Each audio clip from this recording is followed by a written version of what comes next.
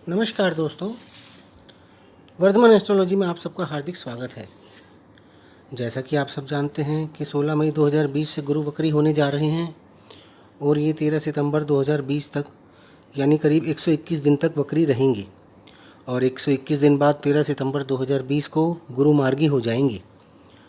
दोस्तों, अभी गुरु अपनी नीच राशि मकर में गोचर कर रहे हैं, जहाँ पर मकर राशि के स्वामी शनि पहले से ही वहाँ पर मौजूद हैं और जिस कारण से गुरु का नीच भंग भी हो रहा है।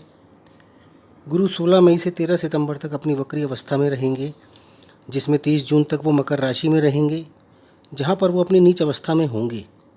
30 जून के बाद गुरु अपनी नीच अवस्था से बाहर आ जाएंगे, किंतु वक्री अवस्था में बने रहेंगे।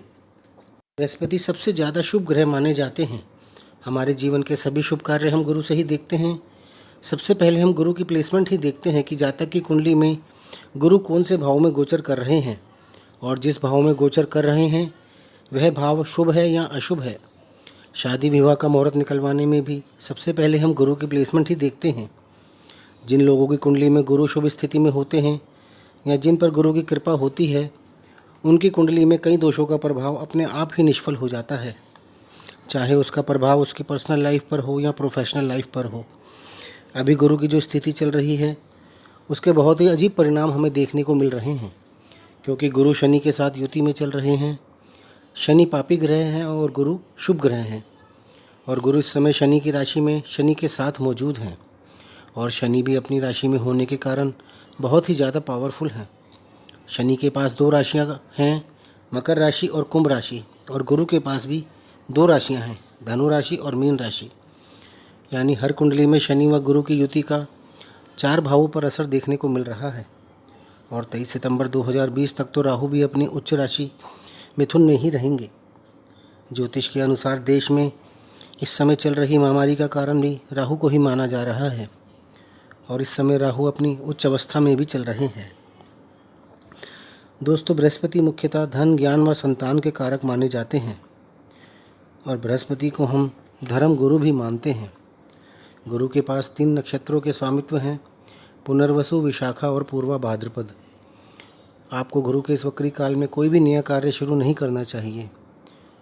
आप इस समय में अपने रुके हुए कार्य पूरे कर सकते हैं। 13 सितंबर को गुरु का वक्री काल ख़त्म हो जाएगा, उसके बाद आप कर सकते हैं। इसके अलावा शनि भी 11 मई से 29 सितंबर तक वक्री चल रहे हैं। राहु भी 23 सितंबर तक मिथुन राशि से वृष राशि में गोचर कर जाएंगे। इसलिए आप गुरु की अपनी कुंडली के अनुसार स्थिति को देखते हुए ही कोई कार्य करें और देखें कि गुरु आपकी कुंडली में किस किस भाव के स्वामी हैं और आपको उस भाव से संबंधित क्या नुकसान और लाभ होने वाला है। और 30 जून को तो गुरु अपनी स्वयं की राशि धनु में चले जाएंगे और किसी भी ग्रह का अपनी राशि में जाने पर उसका शुभ प्रभाव कई गुना बढ़ जाता है, क्योंकि कोई भी ग्रह अपनी राशि में अपनी मनमानी करने के लिए स्वतंत्र होता है और अपनी राशि का भाव कोई भी ग्रह खराब नहीं करना चाहता। इसलिए वह वहाँ पर शुभ फल ही देता है, जो कि बहुत ही ज़्यादा शुभ योग होता है। तो आइए अब हम यह जानते हैं कि सभी लगन वाले जातकों पर गुरु के वक्री होने का क्या प्रभाव पड़ेगा। आज हम धनु लगन वाले जातकों के बारे में बात करेंगे। धनु लगन वाले जातकों की कुंडली में गुरु का गोचर अभी दूसरे भाव में चल रहा है और गुरु पहले व चौथे भाव के स्वामी होकर दूसरे भाव में बैठे हैं और अभी गुरु की स्वराशि के शनि के साथ युति भी चल रही है और यह युति 30 जून तक चलेगी।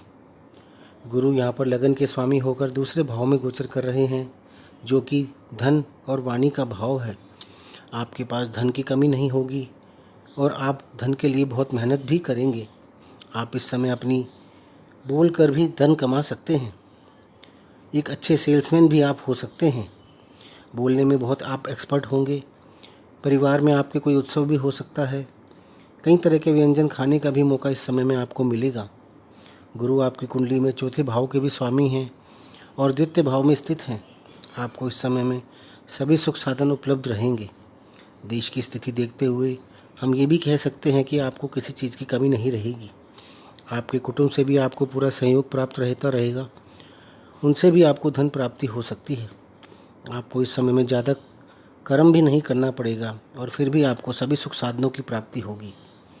30 जून को गुरु का गोचर मकर राशि से धनु राशि में हो जाएगा, यानी कि गुरु आपके लगन में अपनी राशि धनु में आ जाएंगे और हंस नामक पंच महापुरुष योग भी बनाएंगे। लगन के स्वामी के लगन में आने से वह भाव बहुत मजबूत हो जाता है। इस समय में आपकी सेहत बहुत अच्छी रहेगी, स्वास्थ्य आपका उत्तम रहेगा, आत्मविश्वास बहुत ज़्यादा बढ़ जाएगा। आपके द्वारा लिए गए निर्णय सभी सही होंगे। आपको इस समय सभी सुख सुविधाओं को प्राप्त करेंगे। आप इस समय में स्वाभिमानी भी होंगे।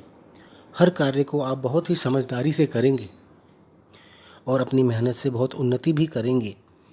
गुरु आपकी कुंडली में चतुर्थ भाव के भी स्वामी हैं और लगन में स्थित हैं। यह भाव भी आपको सुखों में वृद्धि को ही दर्शाता है। आपके पास इस समय सभी सुख सुविधाएं उपलब्ध रहेंगी। गुरु की पंचम दृष्टि आपके पंचम भाव पर होगी। आप यदि स्टूडेंट हैं तो आपकी शिक्षा बिना रुकावट के चलती रहेगी। आपके प्रेमी या प्रेमिका से यदि आपके संबंध खराब हो गए थे तो वह फिर से अच्छे हो जाएंगे। आप शेयर्स व सट्टे से भी कोई इनकम कर सकते हैं। आपकी संतान से भी आप बहुत खुश रहेंगे। गुरु की सप्तम दृष्टि सप्तम भाव पर होगी। आप यदि विवाह योग्य हैं तो आपका विवाह पक्का हो सकता है। आप यदि लव मैरिज करना चाहते हैं तो उसके भी चांसेस बन सकते हैं। आपके बिजनेस में आपके पार्टनर द्वारा आपको काफ़ी लाभ होने के चांसेस बनेंगे। गुरु की नवम दृष्टि भाग्य भाव पर होने से आपके कर्मों में कोई रुकावट नहीं आएगी। पिता का सहयोग भी आपको प्राप्त होता रहेगा। धार्मिक कार्यों में आपकी रुचि बनी रहेगी तथा समाज के कार्यों में भी आपका काफ़ी योगदान रहेगा। 13 सितंबर को गुरु मार्गी हो जाएंगे और अपनी अगली राशि मकर की ओर बढ़ना शुरू कर देंगे और 20 नवंबर को गुरु का गोचर मकर राशि में हो जाएगा। तो दोस्तों, ये था धनु राशि वाले जातकों के लिए गुरु के वक्री होने के प्रभाव।